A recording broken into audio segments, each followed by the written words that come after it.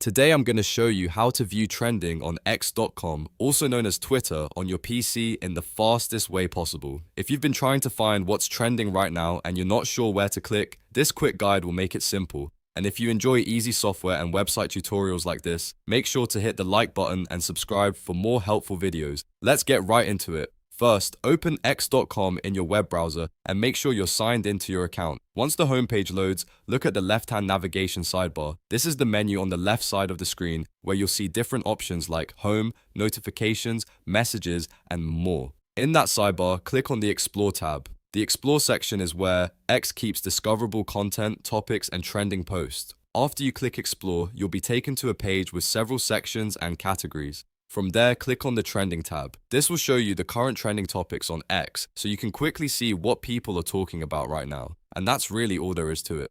In just a couple of clicks, you can view trending on X.com from your PC without any confusion or extra steps.